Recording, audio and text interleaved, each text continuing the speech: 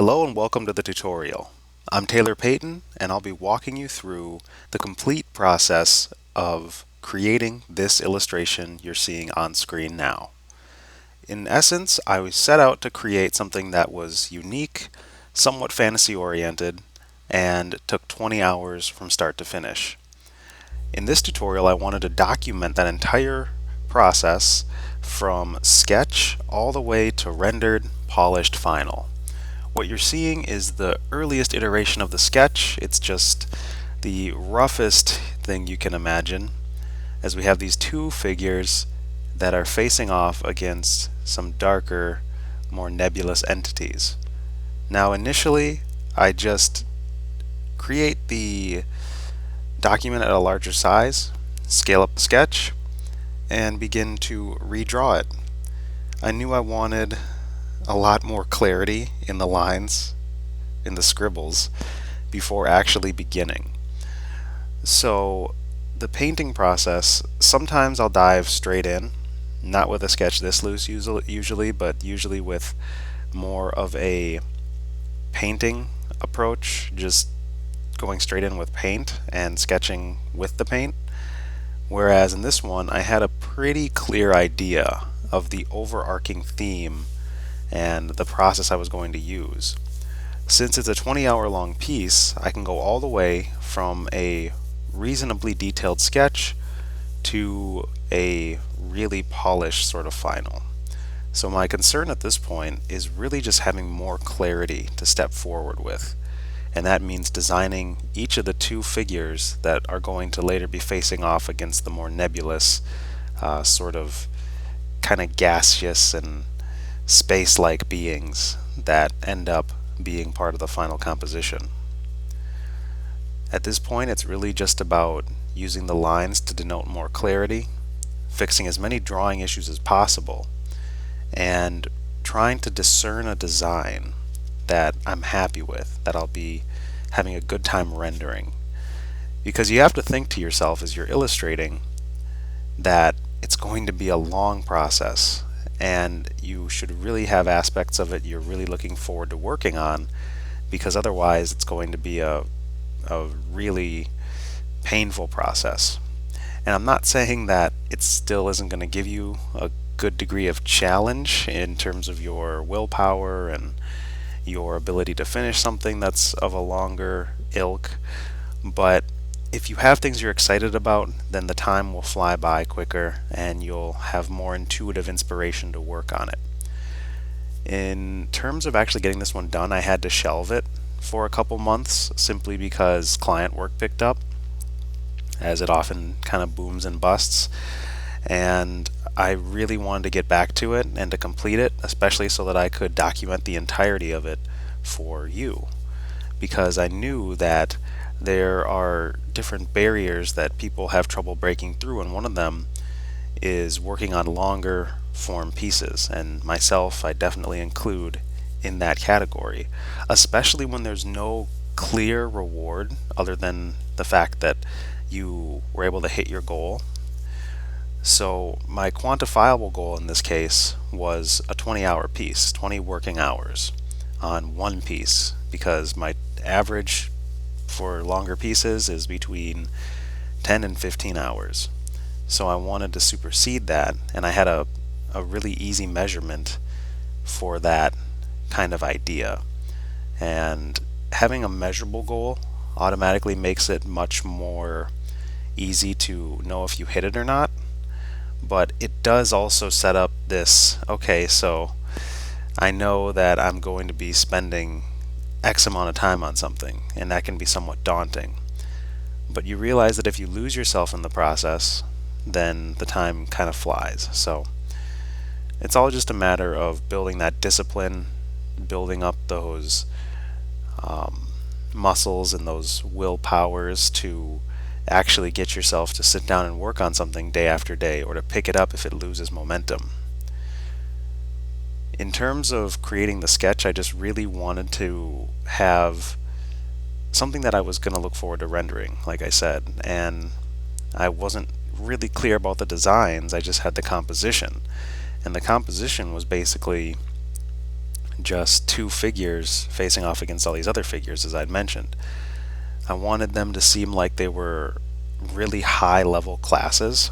Like if you ever played an MMORPG, or if you got to the end game in a game wherein you can upgrade your armor and your skills and your abilities, you sort of get to this god mode, quote unquote, where you have a lot of freedom to crush big hordes of enemies or take on very large enemies, and your character's glowing and vibrant and has all this really cool attire and equipment and these mega, ultra finisher abilities.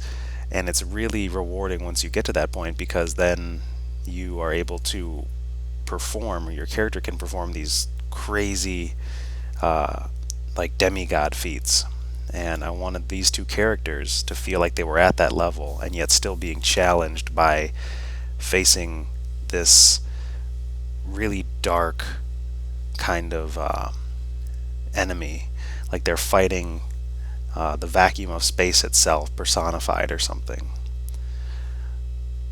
So when it comes to designing a character, or characters that have all these, purported abilities, or they look like they have made it to a transcendent level, you have to consider the shape language of their armor, you have to consider their posture, and their weaponry, and what sort of effects you can use to create a great deal of aura, a great deal of kind of like energy kind of coming off of them.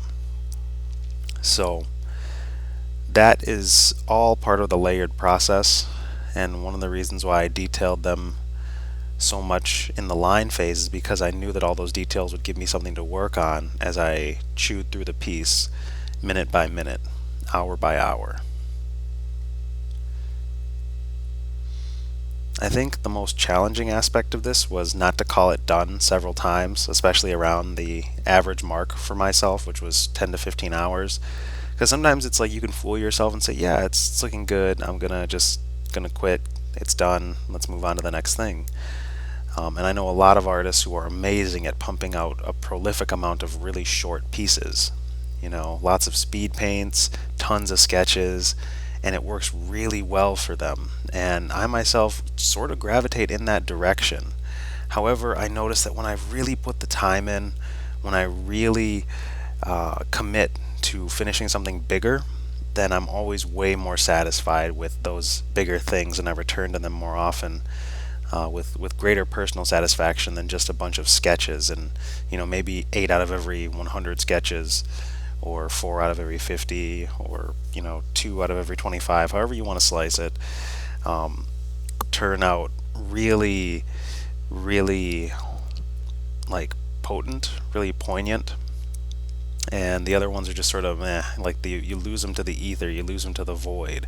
Unless all those sketches you're creating are part of a bigger project or bigger world, then you end up having this really broken, disparate chain of sketches that nobody really cares about, nobody will revisit, because there's no greater context or no greater connection. It's just like, oh, that's cool, next. Oh, that's a little bit interesting, next.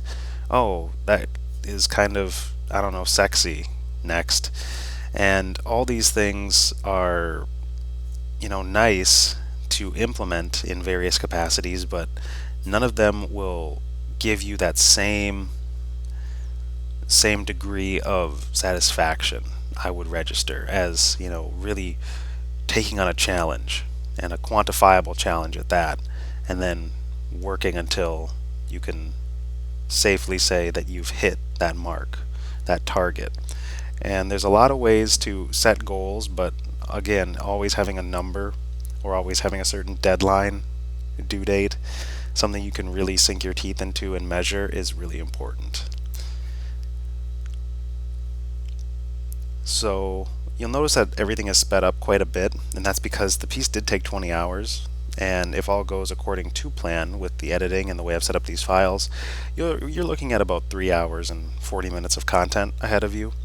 So I would get very comfortable and sincerely consider grabbing, your beverage of choice and a snack, and maybe even working in the background if you have two monitors, if you're fortunate enough to have multiple displays, and kind of glance over from time to time at what I'm working on and what sort of technical thing I'll be explaining at that juncture while you work on your own pieces, because I know that asking somebody to watch something for almost 4 hours is a lot, and I think that the best way to do it is to go through it several times while doing something else, because then you'll be able to ascertain things that you didn't get before. You'll hear something that I said that will really register with you at a certain point that you were deaf to at another time.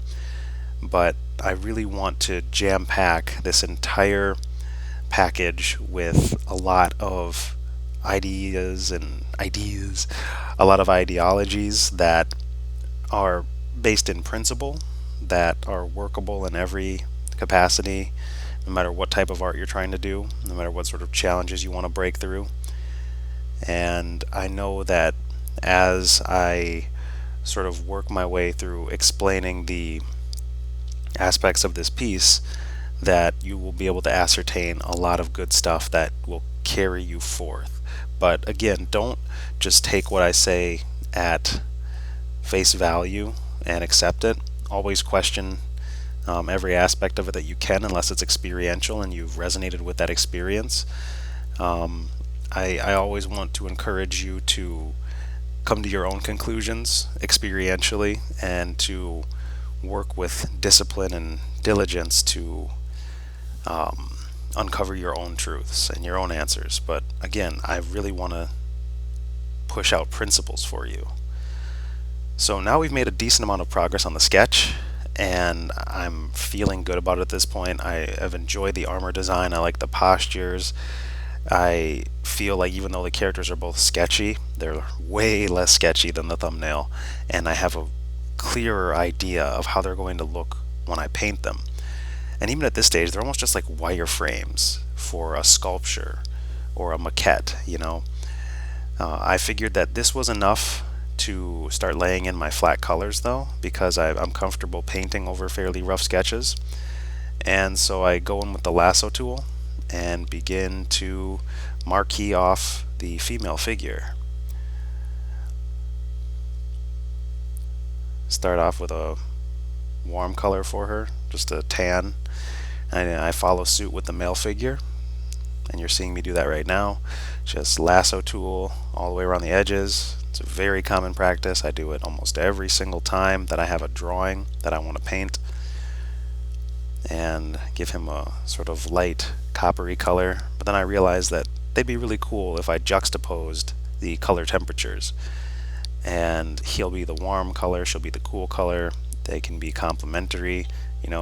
He's sort of an orangish yellow, tannish orangish yellow, and she is sort of a pale cobalt blue. And it really turns out to kind of stay that way throughout the illustration. I really didn't have any clear ideas of what they were going to be facing, and that is pretty apparent at the very end of the piece. They're just very nebulous, nasty, sort of nightmare, gaseous, spacious creatures. But I really want the illustration to be about them and the darkness that was framing them, because sometimes you don't know exactly what it is you're up against, and you just have to trust that your abilities that you've cultivated to a certain point will carry you through. And after you see through the challenge or you face the fear, then you'll be in a space where you can, once again, level up. And so I'm just playing with some of the shapes that were in the thumbnail sketch, just gesturing, trying to figure out what's going to look good, what's going to frame them, what's going to make sense in the narrative realm.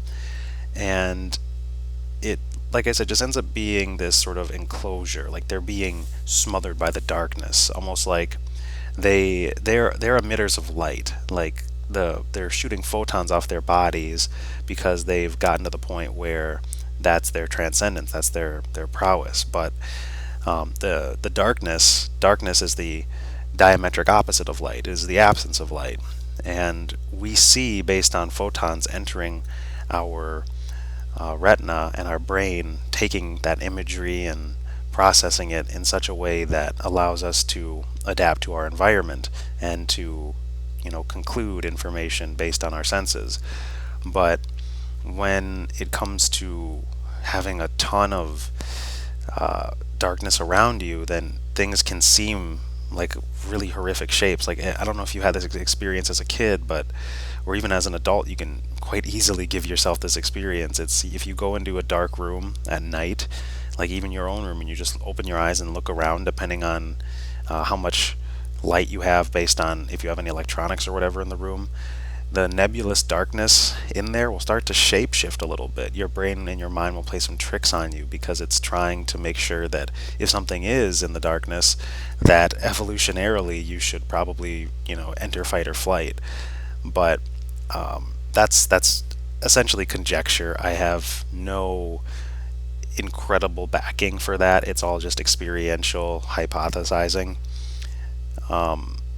Either way, it's an experience that you can pretty easily induce, and it's a shared experience. And I know a lot of people who do or have talked to me about having those kind of scary instances where stuff in the darkness looks like something that it's not, out of the corner of your eye, or if you stare at it for too long and it morphs.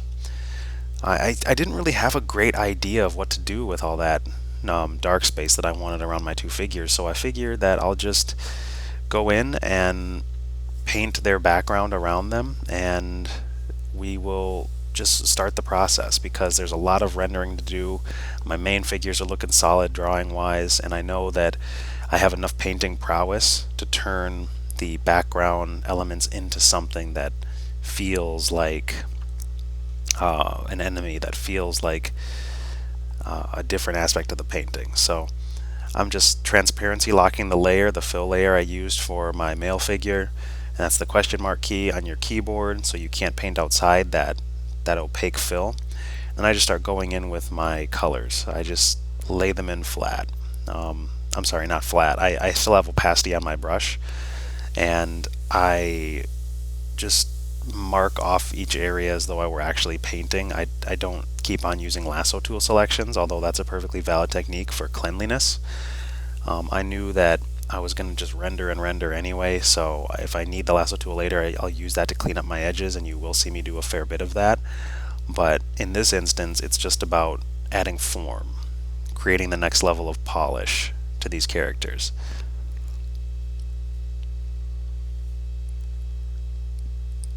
And also kind of figuring out the lighting a little bit for them. I have some really strong rounding of form as I was able to render it out by the very end of this, and having an aura around each character really helped. But initially I didn't know how I wanted to light them because there is so much darkness around them that I didn't want anything else to really be too much of a source of light that would affect them, so I had them throwing off light of their own via auras and whatnot. I'm still sort of playing with the design of his face. Sort of the planes up there. I like to spend some good time on the head. I say it all the time in pretty much every tutorial I've made that's figure based. You will hear me talk about the connection that we try to create with our figures and their face and their portrait and the onlooker into the picture plane. So that's huge. Spend some good time on the face and always fix every mistake that you see there. Next, it's really just about, again, playing with the design of things. Since it's a more detailed sketch than the initial sloppy little gesture composition, it's still fairly loose. It's not like an incredibly tight drawing because I knew I was going to paint over it anyway, and I wouldn't want to just have this instance where I feel like I don't want to get rid of my lines, because my goal is to get rid of the lines.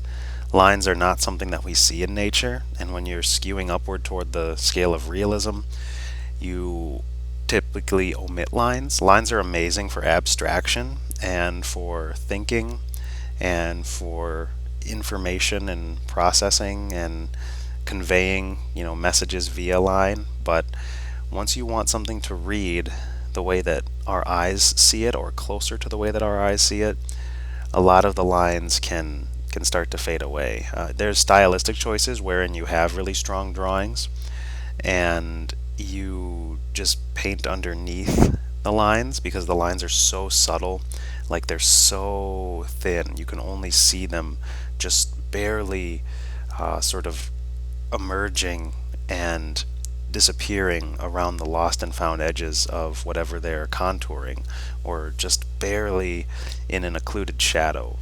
Lines are tools like anything else, but again, when you're rendering something, when I like to render stuff, I usually omit my lines gradually by just painting opaquely on top of things. Note that I'm staying pretty far out at this point. I'm keeping good distance between my screen and the painting. My zoom level is only about a quarter of the resolution, I believe, and that is because I want to keep the full picture in mind as long as possible. And this is something I often do when I'm painting, because details will not hold up, like they won't save a painting. When you're going in deep and you have all these details to render later, that's awesome, and I do go through and I render my details, but if the big shapes aren't working, if the general lighting schema is not appropriate, if the values are off, there are so many considerations that just are not about staying zoomed in. There are obviously processes and modalities you can use to start with an immensely detailed finite point and extrapolate out from that, but you're apt to make pretty, pretty interesting mistakes along the line if you want to work with that process. I like to start macro and make sure all my stuff is working on the picture plane first, all my big stuff, and then gradually zoom in and detail things down as the process goes on, because all the big stuff is already solidified and working. So that's a really, in my experience, a really good way of parsing it. Starting to get a better feel for the lighting now. It really hasn't settled in 100% yet, but it makes it more apparent that I have my highlight on the armor, I have form showing up in his head, and I have shadows that are falling into the occluded parts of the armor. So we're starting to get there. We're starting to understand the forms, but a lot of it is just having faith and starting to paint away the shadows and adding some termination lines to be painted away later. I think that this actually, in some cases when I'm trying to go more realistic, works against me, especially because I use the round brush quite a bit, and when you have it at a larger size for painting and you start to add lines with it, then you end up having to naturalize those lines anyway in order to get the more realistic look. So it's just, there are better ways perhaps just to get a form turn or to add a termination point at a certain spot, because again it costs kind of a lot of time to go back and naturalize those larger brush lines. It's like a hybrid of drawing and painting, but that can really set you back a couple hours, I would say at least. That's one thing I learned during this process, is if I were to tackle something like this again, I would probably not go in with these lines to further kind of glean the drawing. It does look good now, like it's almost as though it's stylizing it more so, and that's working in my favor, but as I wanted to get rid of them, it's a lot of additional painting. So one thing to be aware of is, in your process, just be present. Really try and find different aspects of your workflow that will actually allow you to configure whether or not it's efficient or necessary, or how it interrelates with the other portions of your workings. For example, if you're doing stuff in the beginning that is going to work against you in the end, then you should probably find a better way to do those former things so that the latter isn't as annoying or as like work heavy. There's always that saying, work smarter, not harder, and I think maybe subconsciously, because of that 20-hour goal, I did want to work a little harder, but you really I don't think that working harder all the time is really the best solution. It's a very brutal solution when it comes to your mind, your body, your emotions. Working smarter often just pays way bigger dividends. Yeah, there's obviously a place for work ethic, and one of the reasons why I wanted to create a 20-hour piece was to harness that work ethic and to channel that willpower. And it did feel like it helped that to a degree. However, it also made me see that there's way more efficient ways of doing things. And I don't think that the number in and of itself means anything. It's just an abstract measurement. Whereas the result you're getting is the true kind of, it's sort of the true resultant from your action and your reaction. So it really comes down to understanding what you're trying to do and how you can, get to the shortest distance between those 2 points.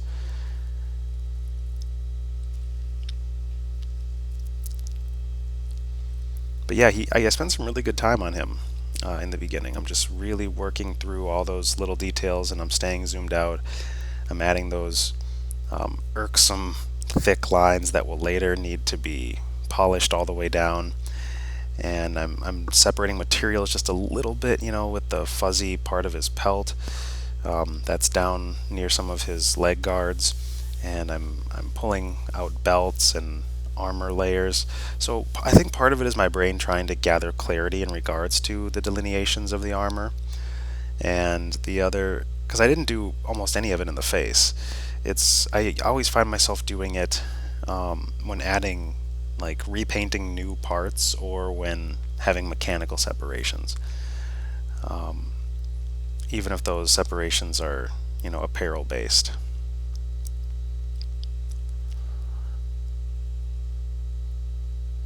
But yeah, his forms are coming together nicely. I'm still getting clearer and clearer on the way I want to light him, the way I want to emphasize his 3D aspects. And once I get tired of working on him, then I start to jump over to her and follow suit in terms of just generating more polish, beginning that render phase. What I'm thinking of is always just trying to add more form and dimension, and also to separate the material in the way that I want. Sometimes you'll often see me just flick a layer on and off after doing some moves on it, just working on it for a little bit, because I really want to see if I'm making it better, worse, or it's staying about the same. If it's staying about the same or it's getting worse, if it's getting worse, I eliminate the layer right away. If it's staying the same, I'll flip it on and off a couple more times, because usually it's just getting worse. Or if it's looking good, I'll just keep working on that layer, and if I feel really satisfied, then I'll make another layer on top of it, and just keep kind of iterating upon what I had built previously. And it gets pretty layer intensive. I'll tell you that working on this file on my old Mac laptop from 2013 in 2018 was pretty taxing at times. I think that, again, a lot of the process would have been sped up if I had worked on this with better hardware, like on my PC. But my recording program is on the Mac, so what are you going to do? I mean, except for maybe purchase a recording program for your PC, but that's neither here nor there. So it's really about just not making any excuses and getting it done regardless. Something that all of us struggle with from time to time, because your objective. It's just a matter of meeting it. Right now I'm expanding the other pauldron. I felt that he was a little too narrow-shouldered for a heroic build, so I'm using the armor to do that.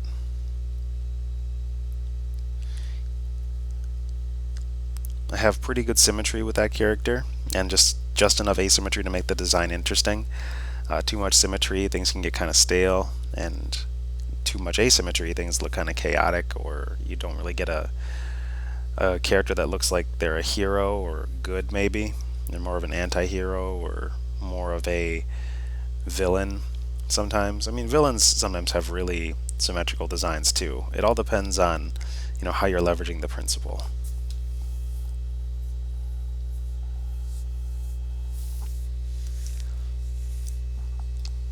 A great deal of the game at this point in the process is to just keep refining everything from a fixed point of zoom, from a fixed zoom point, until you have to zoom in to start getting more detail or to turn the form exactly the way you want it. Speaking of turning the forms, I am at this point considering values, but I don't consider them as deeply as later in the process when I'm not getting as much volume visually as I want, and I create another layer and set it to a specific blend mode with pure black as the fill, and then it turns everything grayscale. That way I can work on just the form and volumes without the color, because it's hard to see just how the color is affecting everything in terms of volume until you get to that master tier where you can just kind of grayscale it in your head to check against it, and even then you're still not as potent as just letting go and actually measuring out visually how your value scale is working for you. Notice I'll try and paint something a couple different times, maybe change the value of it, and if I'm not getting the result, I just get rid of it right away. You really don't have to suspend yourself by feeling precious about certain elements when they can go. There's no real need to hold on to stuff that isn't working, or it's a couple brush strokes.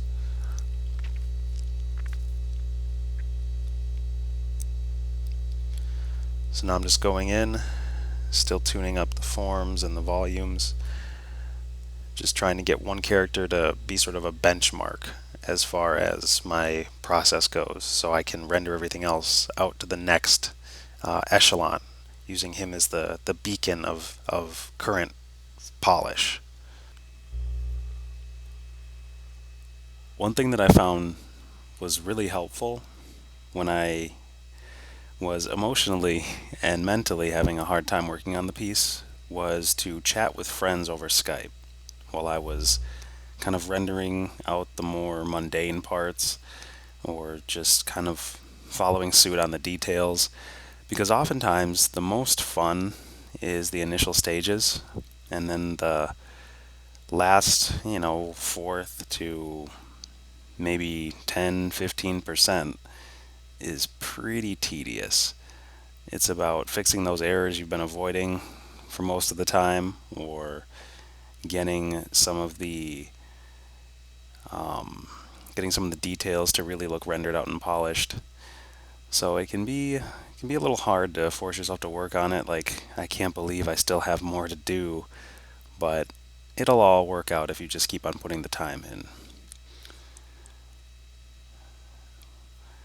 Now we've moved on to the female figure, and it's a much quicker process than the male figure, basically because I'd already kind of warmed up on him. I had used his polish, his initial first stage of polish, as a warm-up. And so I'd already been used to carving and using the different delineations of value and form to create more dimension.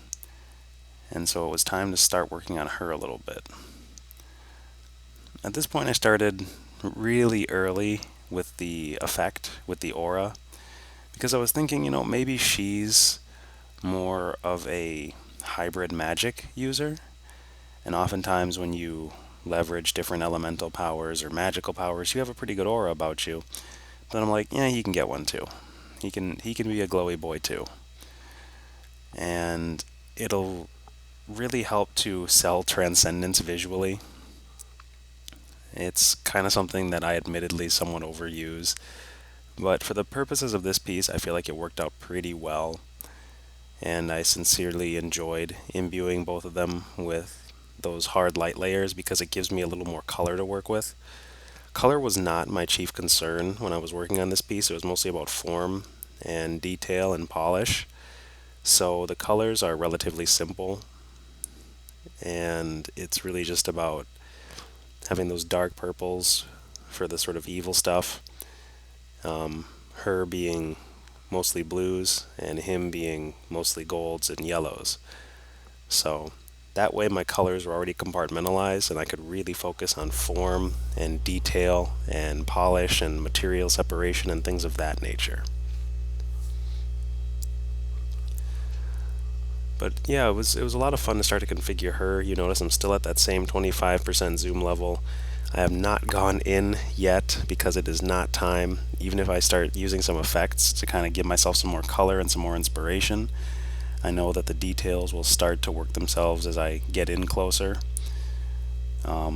Typically I zoom in for details, for sharper edges, and for the face, and sometimes the hands. Those are the reasons why I move inward in terms of my working zoom level. Otherwise, I'll be pretty good at about a quarter to a third, depending on how large the piece is and the scope of the piece. One thing that I usually establish pretty early, as you've noticed, is some of the facial features. How can I connect to this character right off the bat? How can I make sure that she's going to have the expression I'm looking for on her face? So that's why I zoomed in a little bit, because I was a little too far out to actually get some of those nuances in the shapes of her eyes that I was looking for.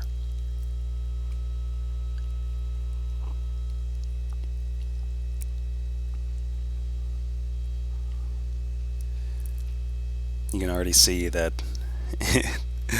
my computer is having trouble flipping the canvas because there are already a lot of layers and it's a high resolution image because I want to print it off later, and it's like just taking a lot of processing power with the recording software as well as with the large canvas size and the layers that keep adding up.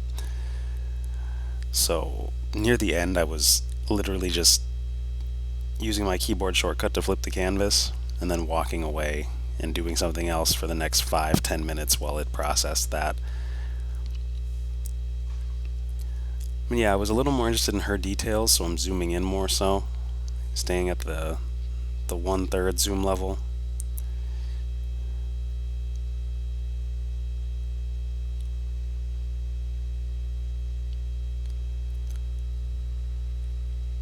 Notice I'm almost redrawing with the larger brush. Just taking those little points and adding occlusions. Again, I'm trying not to think in line as I'm doing this, but when it comes to plates of armor, it's really easy to start lining it up as opposed to just thinking of them as occlusions or shadows or just other shapes. Lassoing the face around for better proportions. And overall, just carving out the different areas of her design, because I knew that she was center stage. The male figure and the female figure, these two transcendent beings, are right in the front of the picture plane for the viewer, and thus you need to have a good amount of detail and interesting things to look at as you're presenting them front and center of the picture plane. See, I'm just carving away, working up and down the figure, flipping off the layer to check she's getting better and not worse, and hey, she looks more polished, she looks like she's getting better, so we move on. And you see how much quicker I got her to look good, whereas I struggled a little bit with him in the beginning. Now that she looks so cool, I'm like, okay, I think I figured out some stuff on him as well. So I start moving backwards, back to his design and some of his polish.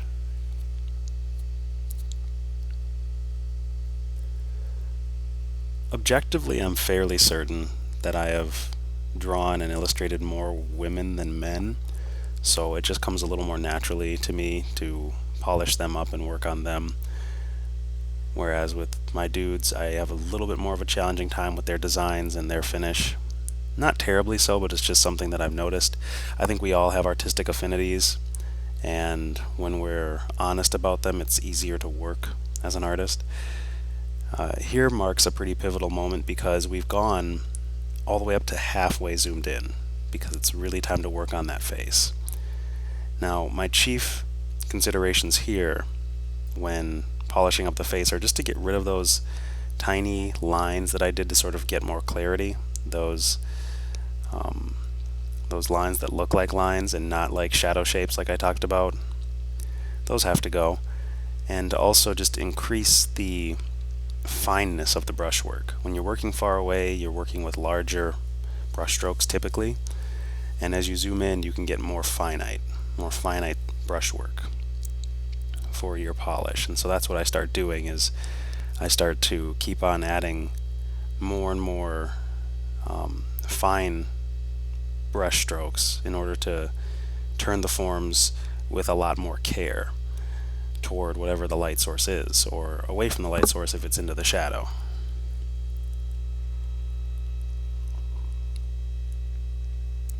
There's also a fair amount of those awful lines to get rid of, and you can see them way better when you zoom in.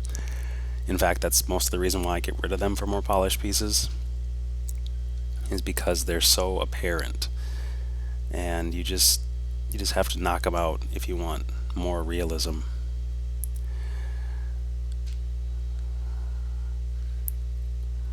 At this stage, I'm going in with a color burn layer to really push his values, really give me some more form. Color burn is a great tool, as is multiply, for pushing stuff like that.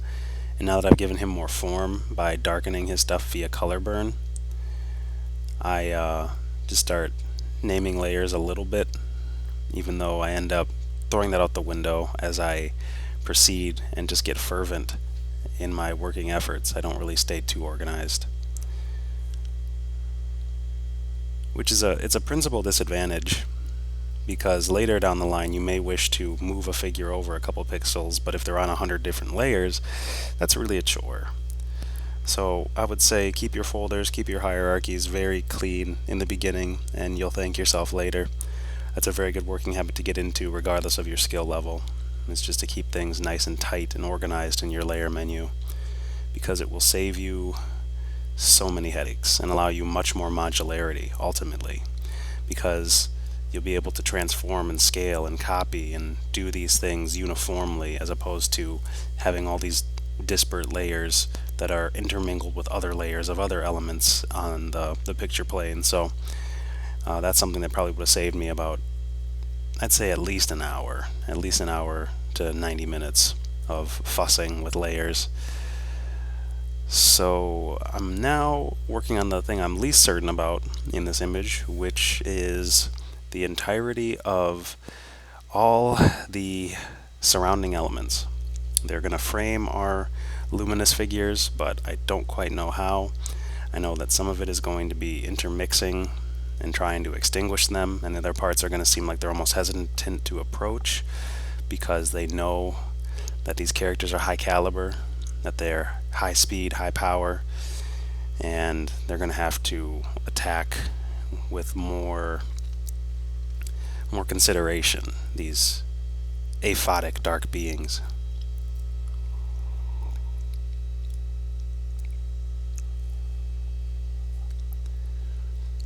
For so much of these creatures, I use the cloud brush that I found in Jamie Jones's brush pack. It's also in Jama Jurabeev's brush pack, and for your convenience I just exported the brushes that I used to make this piece and put them in the tutorial as well, but you in no way, shape, or form paid for those. Those are simply a resource I provided for your convenience. What you are paying for is my sweet, beautiful voice, and how it is dropping pearl after pearl of wisdom upon your ears, which obviously I'm very sincere about. You can tell by my tone and how haughty that I happen to be. But no, in all sincerity, I find that brushes are immensely useful to achieve certain effects. And now I've got these dark, evil figures sort of forming, these malevolent looking things that are demonic in their silhouettes, and I have much more dark values around the characters now, so I know that they'll be even brighter by contrast. And that's one thing you really want to think about pretty much all the time, is contrast, because the contrast of elements is what's going to give you those really unique effects on your picture plane, you know, like cool and warm between the two main figures, brightness versus darkness, or different value scales between the main figures versus the enemies. It's a way of organizing information, and when you organize information in clever ways, then it tends to have a really interesting effect. So a lot of it is just understanding your fundamentals and principles and knowing how those things counterbalance each other. It's usually about understanding both ends of whatever spectrum you're using, and how those things can be kind of cherry picked to create new effects. For example, if you use a ton of grays or really desaturated colors and have a few really bright colorful spots, there's your contrast. And you can use those colorful spots to draw the eye to certain areas or to make a narrative point, And if you have a bunch of darkness around the figures, you could use light or higher values in order to sharply contrast all the darkness. And that, again, is another way of leveraging those principles. These fundamental things that, when you understand them, you have far more ability to express yourself. Note again that I zoomed out because, again, it's about the bigger image at this point, getting these spooky, kind of dusty, cloudy demons to be closing in on my main figures.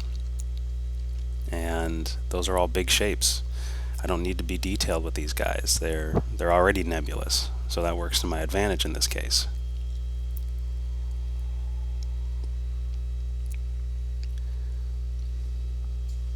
When you're creating any sort of enemy design, it's good to tap into the shape of things, the shapes of various elements, and sharp shapes, triangular, curved, and claw-like or horn-like. Those are good places to start for threatening things. Teeth are sharp, horns are sharp, claws are sharp. Things that look like they're going to do primal damage to you.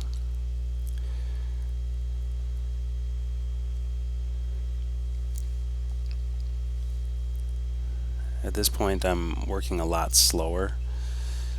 I don't believe this part is time-lapsed to the same degree as the others. This really gets you a look at my sort of the base speed that I work with when going on these painting ventures. Again, I time-lapsed it for your convenience because getting all 20 hours in of recording would be a bit preposterous, especially given that the image itself really is more about the process and the journey and sort of the breakdown rather than having to fill space for no apparent reason.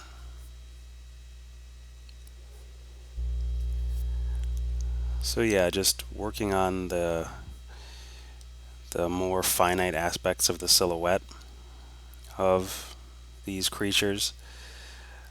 Try not to let them get too close to my main figures because I want that tension. I don't want tangents. Tangents are what occur when you have two things touching each other but not overlapping or not too far away from each other, and those tangents will flatten your image. The reason being is that when things are side by side with no space between them, it creates a visual flatness on two-dimensional planes, and we start to associate those objects together in our head. Whereas if you have it overlapping, you can tell that it's in front, or if you have it falling behind, you can tell that it's in the back of the other element. So you have to watch out for tangents, but you can use those to your advantage if you want to do some interesting visual trickery, or if you want to create a lot of tension or connection. One of the biggest ways to create tension is to make it really close, but not quite touching. So visually you can tell it's almost there. There's barely any air between these two elements, and that will create connection or tension. And tension, that doesn't necessarily mean so in a bad sense. It just means that there's a visual force that we understand innately when two bodies are close to one another, that there's going to be an interattractiveness between them, and there's an actual mathematical formula for it. I haven't committed it to memory, but it's very much based in physics.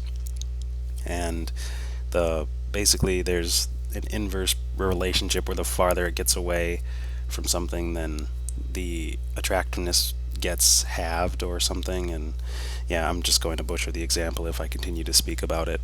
But the further things get away from one another, the less attractiveness they have, and the closer they come, the more they begin to affect each other. The fields around them tend to have more power to pull them together, depending on their frequency, their magnetic frequency, or which part of the magnetic spectrum they're on. It's really interesting to read into some scientific principles, and I'm just barely skimming the surface at the time of this tutorial. I used to get very, very deeply immersed in just art and just art books, but now that I have turned 28, I find that there's so much to understand in the world, and so many things to ascertain the general principles of, much like I did in art, because they allow you a greater degree of expression, freedom, invention, etc. when you understand the way that nature herself is beginning to work, or I'm sorry, not beginning to work, has been working since time immemorial. So things like the way that the planets hold their distances amongst one another, and the brilliant minds that we had at various junctures in humanity, Kepler's calculations and things of that degree, those are all highly fascinating. And when you study anything, be it zoology or astronomy or physics, you can always, always, always bring that back to your art in some way once you understand the general principles of it. I mean, some of it is so fascinating that you almost want to jump out of your lane and get into another one. I find that being overly specialized is something that I struggle with. I've never wanted to just be an artist. I also do music. I practice mathematics in my spare time, and it works for me because I get all these different insights and I can synergize them.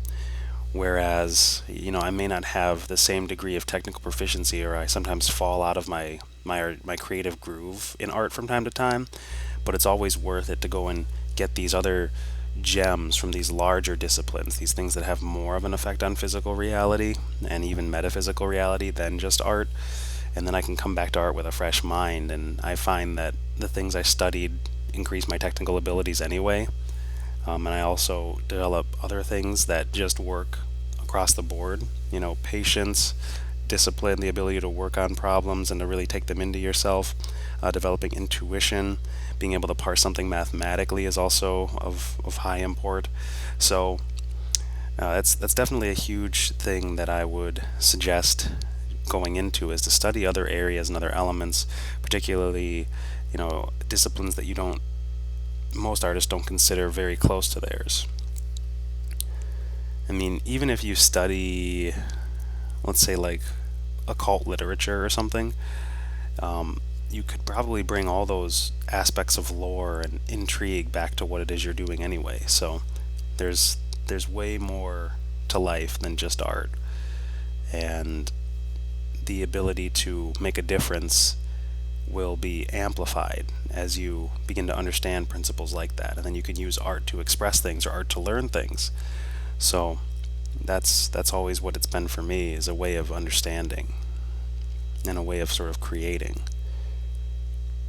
But again, don't limit yourself.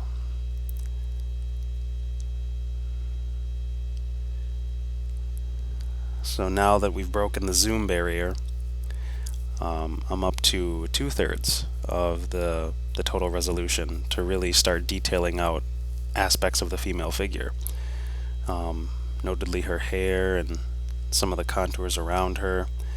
What I'm doing at this point is I'm just thinking of everything as a sphere and trying to get more and more dimension around that sphere while still maintaining the various separation of elements such as hair or the forehead or what have you. I'm also thinking of her as a bit more crystalline or icy, having some opalescence to her. So they're working some turquoises in there, some cyans. It's starting to have a little more color nuance. I'm also tightening up certain areas of her jawline, certain parts of her facial features. She's got a lot more render and polish and cleanliness now, and I'm following suit with the hair. And then when I'm not making too much progress on the head, I move back down to the armor. But typically I stay within the realm of what's on the screen. When I'm in detail mode, I don't run the whole figure from top to bottom as much.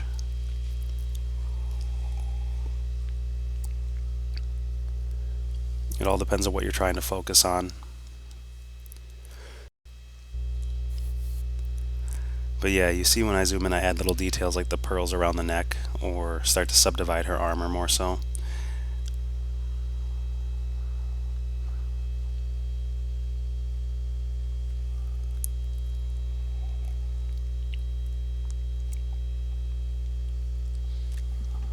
At this point, it's really just about more and more cleanliness and clarity visually, which again comes down to eliminating those lines and turning everything into more of a painting as opposed to a drawing, chiefly through adding more form, dimension, pulling aspects of light to parts of the figure, zooming out, checking if things are working, flipping the canvas, flipping layers on and off. A lot of checking against, in whatever you're doing, whether it is, calculations for math or carpentry or art. There's lots of ways to check your work.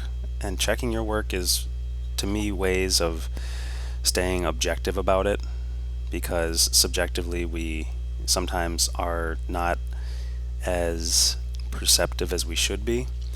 And so there's ways of checking your work that will permit you to find the errors and correct them.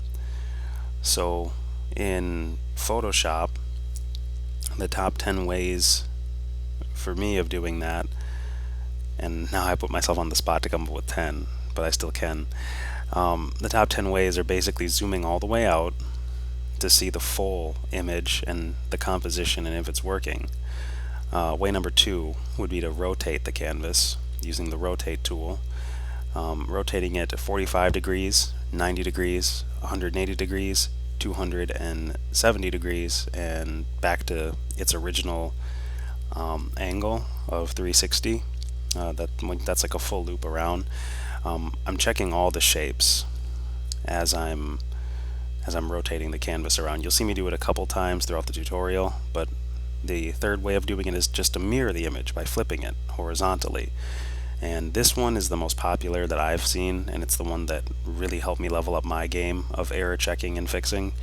So you really want to just ensure that you are rotating the canvas with, horizontally flipping the canvas a fair amount, because you'll definitely keep catching little things that you don't see at certain orientations. The fourth way is to flip layers on and off. That way you can see if you're making progress very quickly. When I was going to school for animation and we were doing traditional pen or pencil and paper animation, where you have a small plastic strip and holes punched in the paper that coincide with the plastic strip, you'd be flipping back and forth by holding several pages, like one page between your index and your pointer finger, another page between your index and your middle finger, the second page between your middle finger and your ring finger, and the third page between your ring finger and your pinky finger, and you would flip all those pages kind of to get a preview of the animation and see if your drawing was remaining solid and if the animation would play right at 24 frames per second or 12 frames per second or what have you. So it's always about error checking by flipping the layer on and off. It gives you a similar effect. Like, is it transforming better? am I transforming this into a better piece? And if not, I can get rid of that layer. Like sometimes you'll throw frames away because they're not doing what they're supposed to do, or sometimes you add frames to fill things in. So animation is unique in that it works on the vector of, not the vector, I suppose. It works on the slider of time.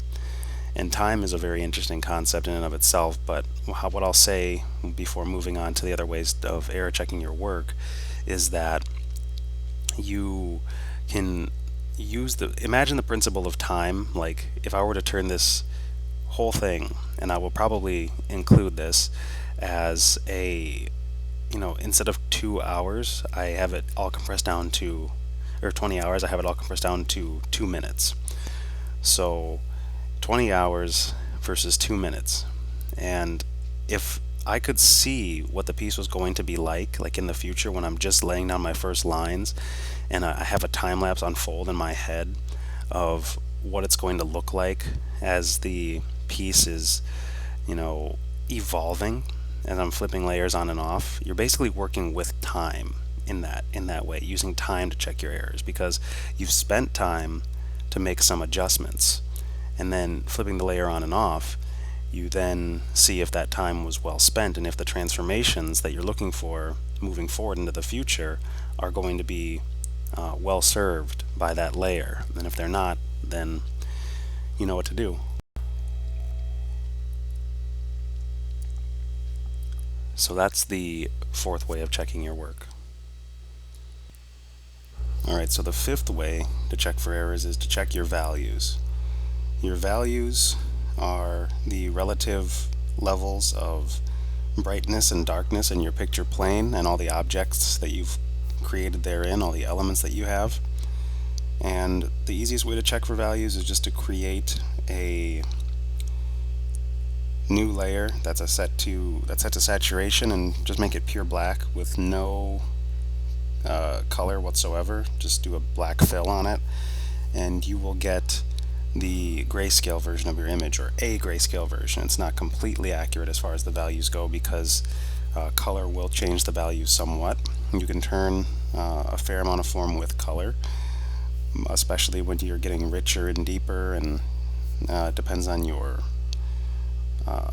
essentially your color scheme and your lighting scenario. But values are of the utmost import, again, because they will allow things to recede or come forward. They will allow forms to turn based on those principles.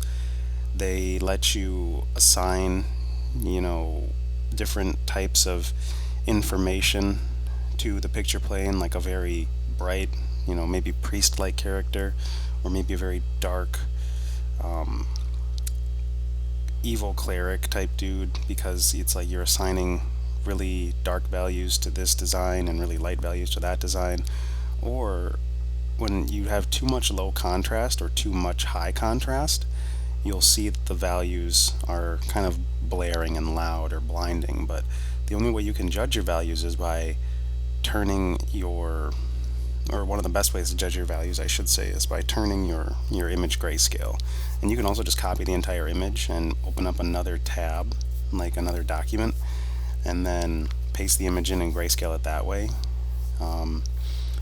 Either way, it's a great way to test what's working and what's not working on a value level, because if your drawing is solid, if your values are readable and have enough contrast and the appropriate selections of relative brightness to darkness assigned to the appropriate elements, and your edges are working in terms of the fineness or the softness of given forms, rounder forms falling away softer, or sharp forms transitioning quite quickly, armor versus skin, things like that, then you'll be in pretty good shape if all those things are working. So error check for values by grayscaling your image.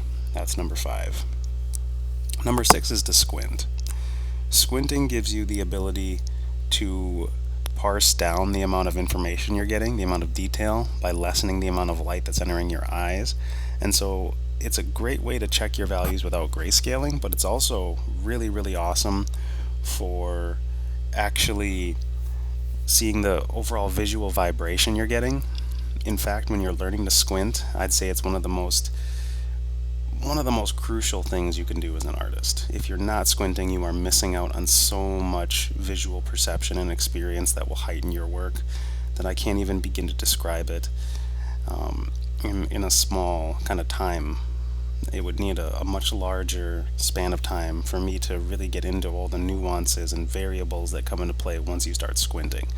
But to simplify it, it's essentially lessening the amount of light that enters your retina and allowing you to see the visual contrasts and vibrations of what it is you're looking at. So all the details tend to fade away, all of the things that are less important tend to fade away, and it amplifies the contrast. Like you can see the sharpest edge next to the softest edge.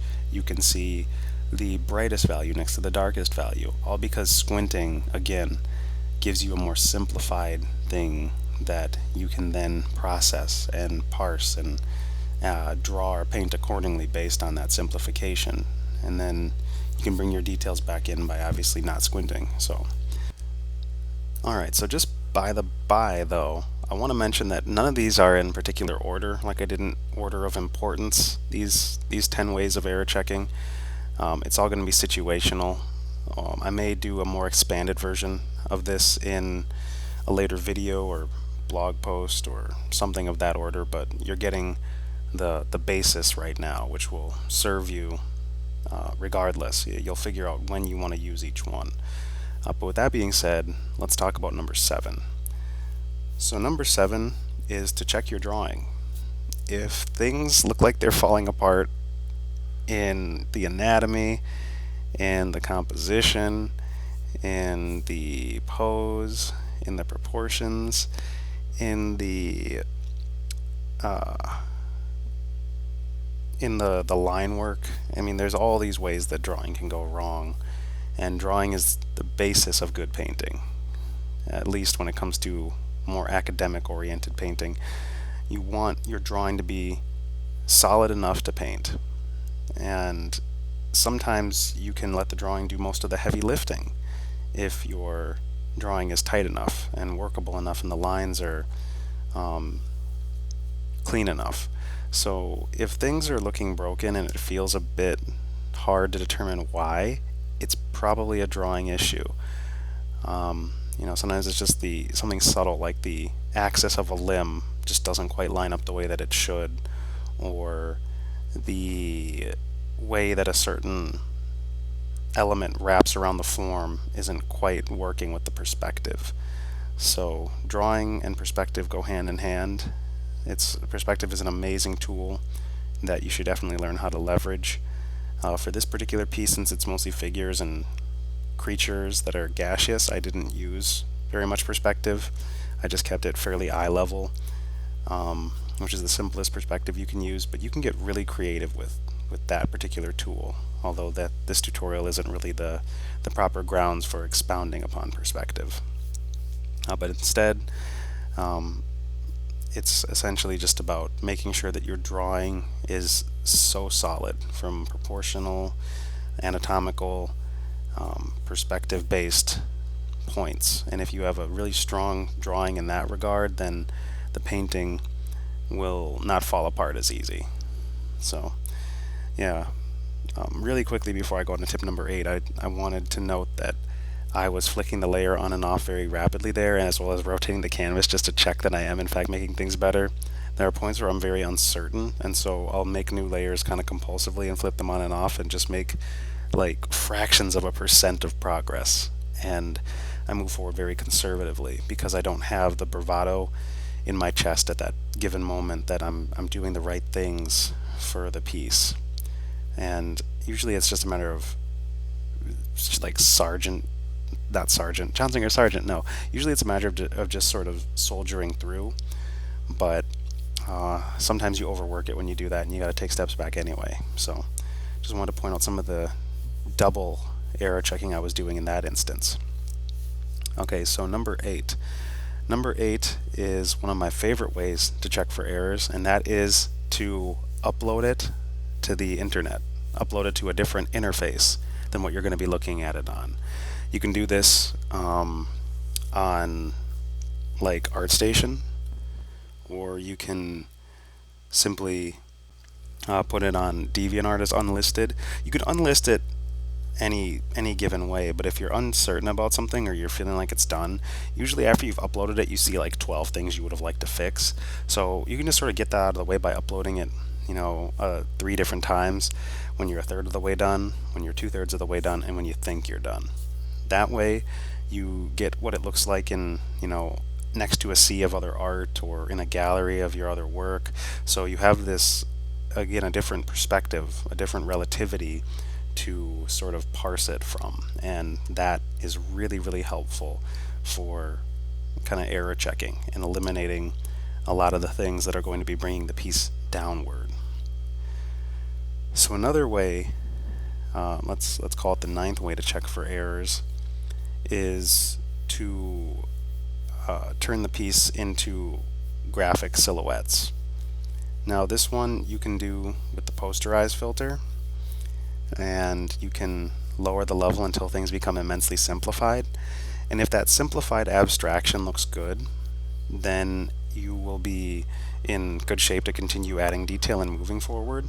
But if your silhouettes aren't working, if the simple aspects of it aren't good, then the framing of the piece isn't working, then it's definitely time to, work on some of those drawing issues or get rid of whatever isn't resonating with the rest of it. So that's a pretty easy way to parse things down visually, especially if there is a lot of detail and noise in the work. So that's a poignant way to error check right there. And last but not least, to error check, you can send the piece off to trusted advisors. So again, it's really good to do this at whatever stage you feel like. I usually do it 3 times. I had my friends check this one for me at various junctures, and they're like, oh, I'm not sure about the lighting scenario, or this doesn't look like the material you intend it to, or they ask questions that they feel when they look at it, and you're like, I guess I should answer that visually. I don't remember exactly what they said, like, are you going for really realistic lighting here? And I'm like, not necessarily, more like a game type lighting, more like a video game or kind of light where you have a pretty artificial lighting setup. If I was going for completely realistic, I would look at a lot more movie screen caps, where even that's not fully realistic, but it's closer on the sliding scale. But nonetheless, it's really important to get feedback, especially on longer term work, because it will permit you to have higher levels of holes poked in the piece. And when people are kind of poking holes in your stuff, it forces you to consider it from new dimensions, and those dimensions of thought and cognizance will allow you to ultimately strengthen it in the points where it's weak, or the points where it's confusing, or the points where it's just not working. So that is the 10th way to error check your work, is to send it off to people who you trust to advise you on, their feelings, their ideas, their interpretations. All those things will be effective in helping you move forward when you're figuring out what to solve or what's not looking quite right and you can't quite put your finger on it. So yeah, that kind of wraps up the 10 ways that you can error check your piece. And I did pretty much all of them in this 20-hour time span as I was working on this particular work. You see me rotating the canvas quite a bit, flipping the canvas quite a bit. I'm talking on Skype, so sometimes I would stop recording, share my screen with my friends, and they're artists, so they'd be like, oh, this is looking good, but what about that? Or, are you going to fix this? And that was immensely helpful. So shout out to my good friends and their willingness to be honest with me when it comes to my goals and advancing my work.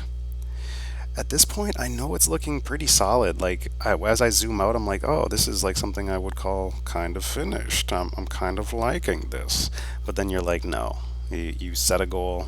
You have to work for 20 hours. You're on like, what, hour 6? What are you doing? Keep going. Yeah, just because the big view is working doesn't mean the small view is. There's lots of stuff to do on his hands, both of their faces, cleaning up their edges. But at this point, it feels really satisfactory to have this much progress within, under the 10-hour mark. And I would wager that a lot of improvement can come from constantly saying, it can be better, it can be better, it can be better, it can be better. And that affirmation will carry you through to the next stages of painting when you are feeling sick of the piece and you don't want to work on it anymore. Luckily, one of the ways to keep pushing yourself to work on a given piece is to work on different areas of it. Now, this isn't always the case, especially when you're approaching the finish point or a deadline. You want to get your focal point in check, make sure that is up to speed. But otherwise, you always have a lot of room within your picture plane to bounce around to elements that interest you. Sometimes it's a little detail on the belt buckle, and other times it might be just really showing the face some love. You might sit down for 40 minutes and work on nothing but the face.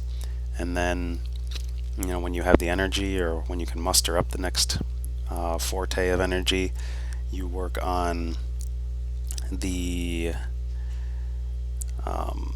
parts that you've been avoiding, the parts that have been giving you trouble. I just thought of the 11th way to check your work for errors, and that's to use reference. Clearly, a very, very often overlooked element of creating art is to use reference. And in the midst of creating this work, I used a lot of reference. I would go to some of the best artists that I know of, artists like Run Ja, artists like Carlo Ortiz, artists like, who else did I look at? I looked at a lot of Michael Komark, because their degree of polish is so high, and some of their pieces look like they're 50, or I don't know, some of them maybe even 100-hour pieces.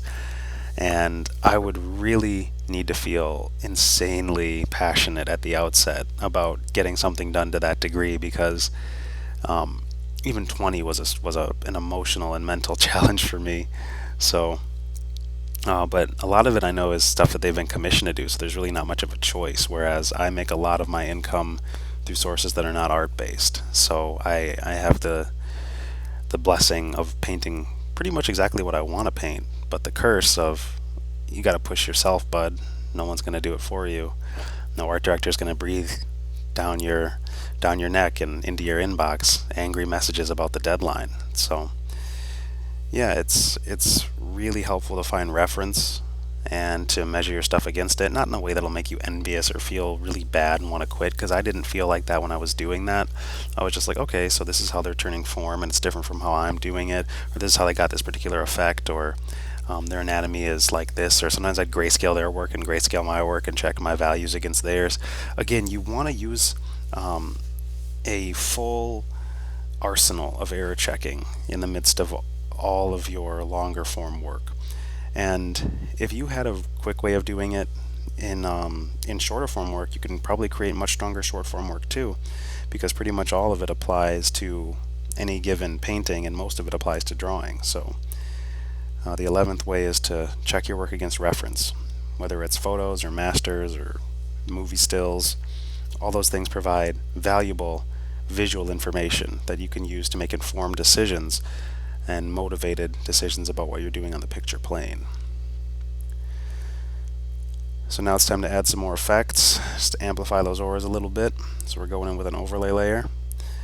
I use almost every layer type, except for the strange ones at the bottom, which are a little more hard to wield, like divide and whatnot.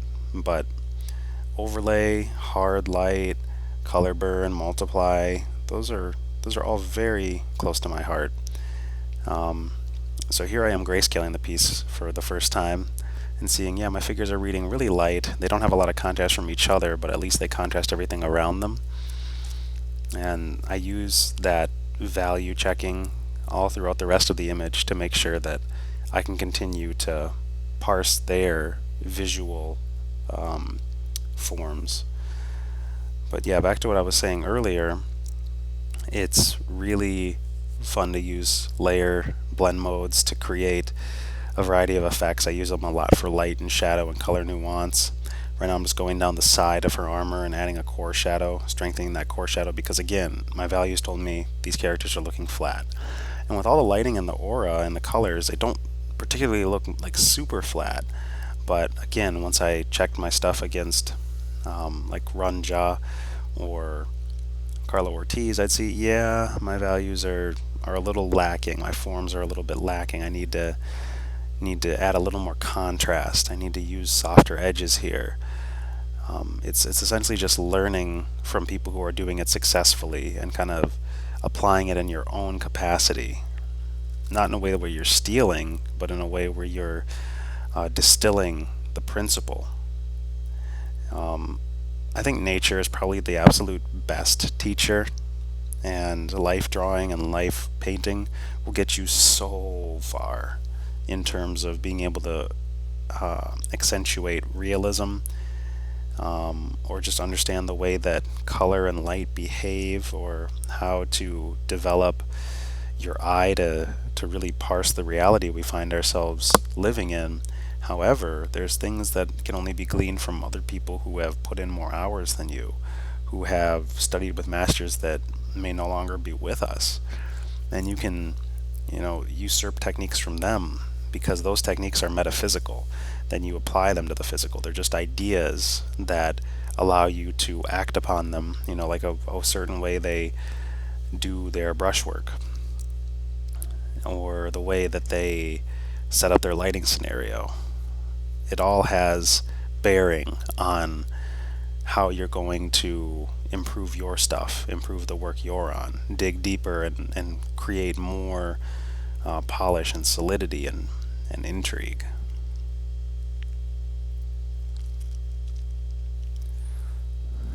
Really just spending some good time on her. She was the flattest thing I saw visually when I turned the values to grayscale, and so I just wanted to spend some time giving her some more form. Although, looking back at the recording now, I see I spent a lot of time with a really small brush doing really small things.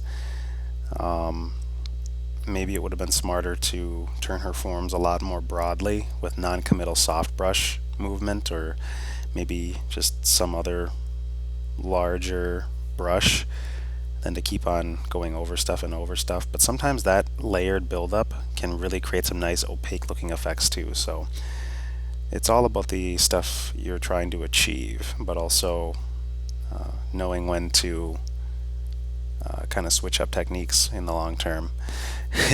And there was one of the instances I mentioned where it took so long to flip, I would just pause the recording and then resume it, like resume the recording after the flipping was done. Here I am turning those forms a lot more softly with color burn and a large soft brush, because again, she looked pretty flat.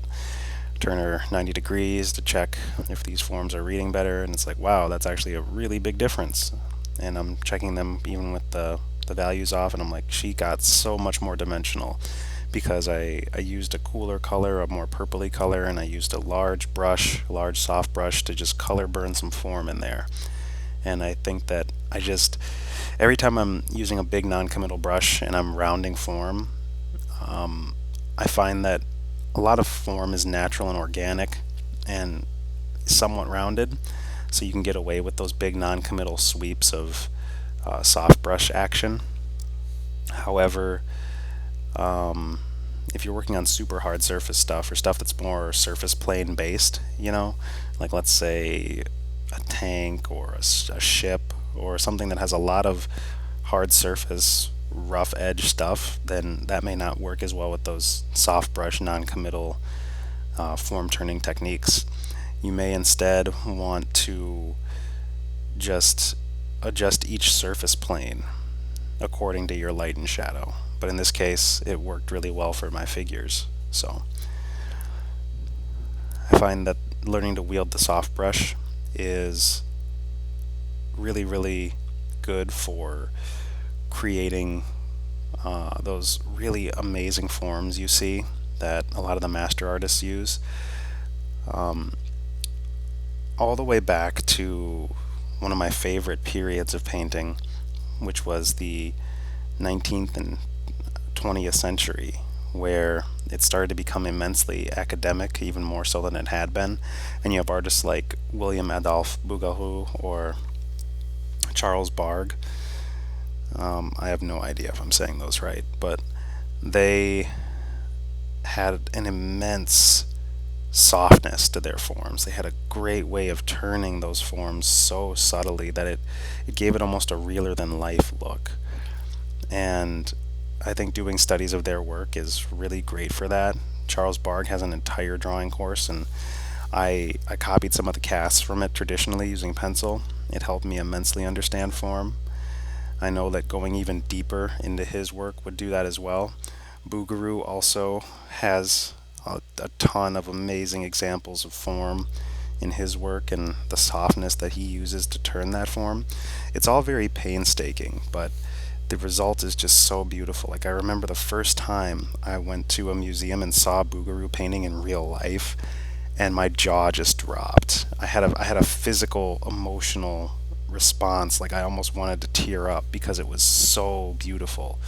It was lit gorgeously by the museum. It was the MIA over here in Minneapolis, Minnesota, and it's this woman offering a child an apple, and it's just so gorgeous. And like, the internet does not do it justice. Like, if you see it on a 2D surface, it's not the same as going there and seeing the amazing way that he used oil paint and softer haired brushes to really just get those sfumato forms. They're unreal, and you can see that they used oil painting and understood how light worked so well that there's actual, it's almost like a subsurface scattering effect to the skin.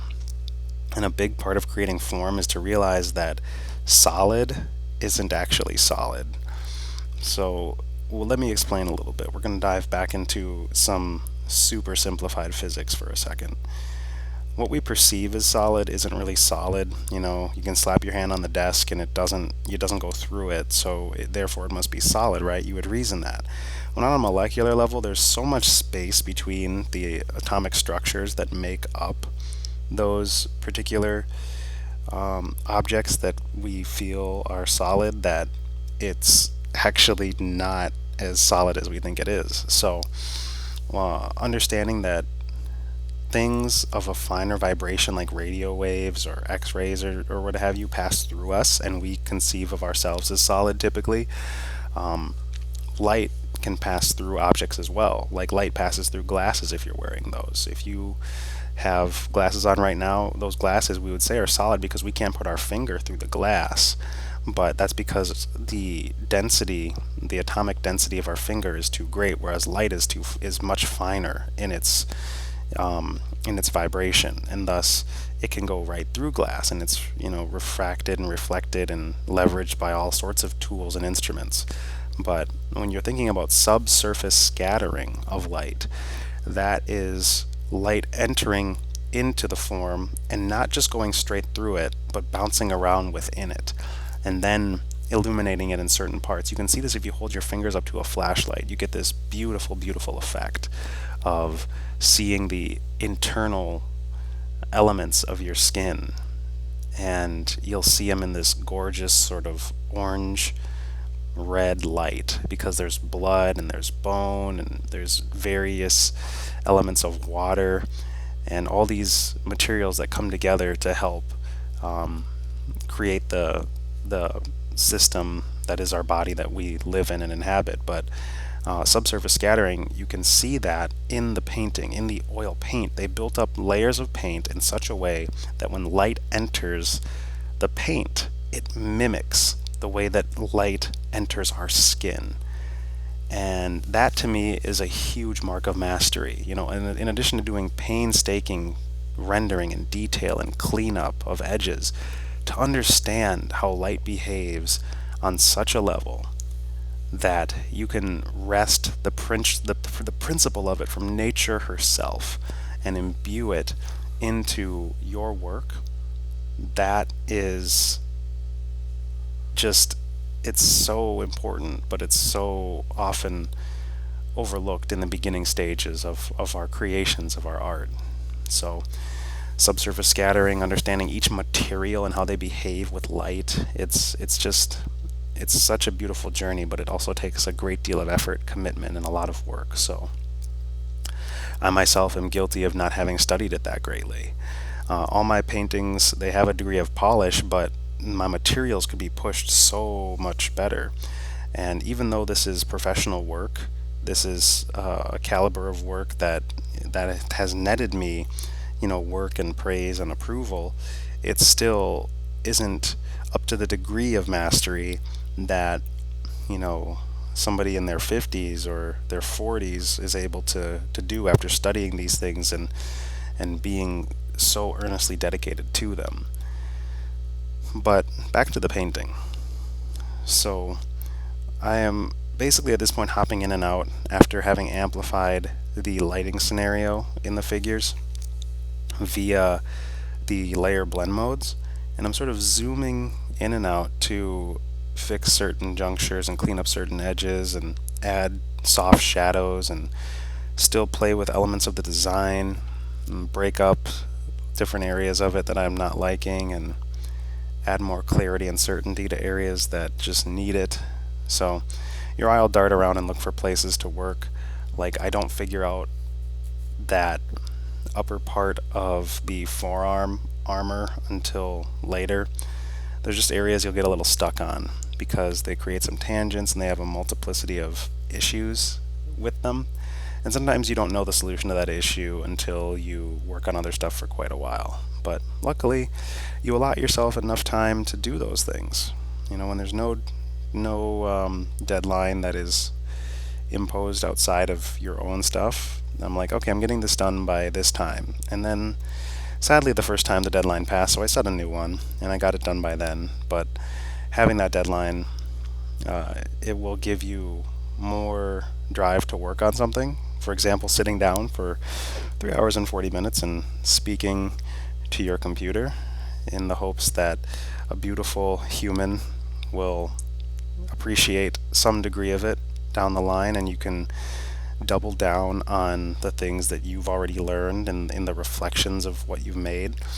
Having deadlines really helps with achievement and getting things done, because we have a finite amount of time in our bodies and they wear out, and we want to accomplish and achieve and do what we can to contribute to the whole of our craft or humanity or what have you. So that's kind of why they call it a deadline. It's sort of funny if you really break things down. They make so much sense, and you really just have to kind of laugh, have some humor about what could be considered somewhat of a tense topic. I don't mean to imbue any anxiety in you by reminding you of your mortality, but in essence, we're here to explore and express and use our minds to navigate and to elevate. And the reason why we can have offspring is to perpetuate the existence of our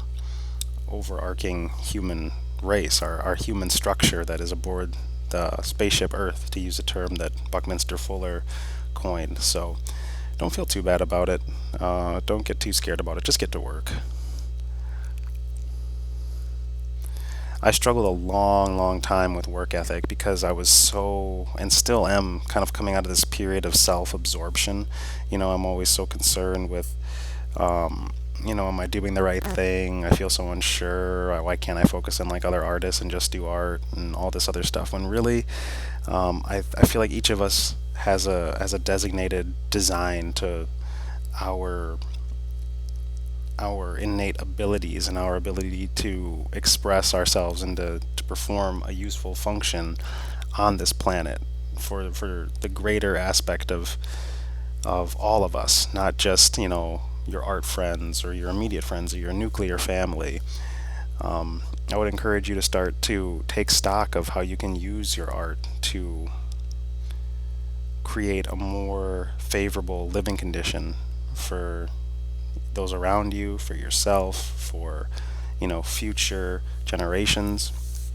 Because if I wasn't studying these principles, then I wouldn't be able to pass them down. And if people hadn't spent their entire lives working them out, just so we could apprehend them at a younger juncture in our timeline and create work that is metaphysically leveraging those principles and turning it into a physical, or in this case a virtual thing, then we wouldn't all just keep advancing. The ability to gather information as a human being and to break down that information means information, that we can take the knowledge that we put and put it into information, and then create these generalized principles. And Buckminster Fuller is amazing at that. He's one of the best people I've ever studied in terms of how he thinks, how he created, and he had a great deal of art to what he did, even though it was much more scientific, much more architectural, mathematical, um, you know, in some cases cosmological or biological, but he had all these domains that he had studied, and he brought them back to these geometric structures that he created, and it was just phenomenal.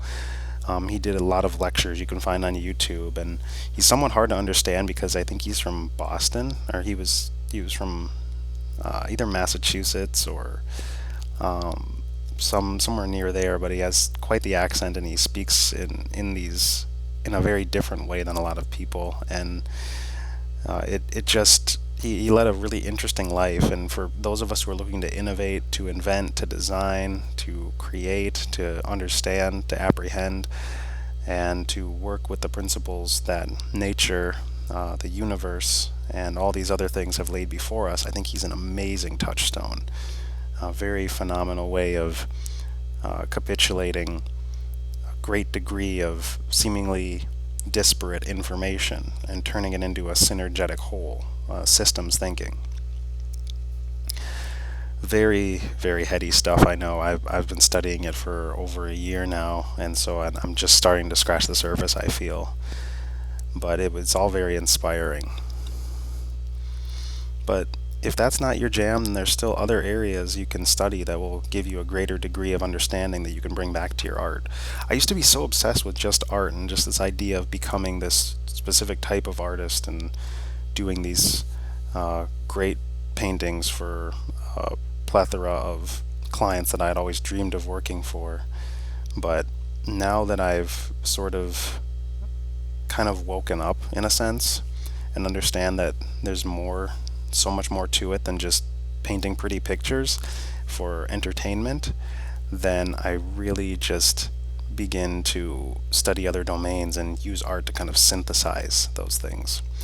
At this point, when I was working on this piece earlier in 2018, I was just starting to think like this, and I wanted to still challenge myself, and I accomplished just that. But at the same time, knowing what I know even now, I feel so much stronger about moving forward with art and with other domains. So I guess to wrap up this entire sort of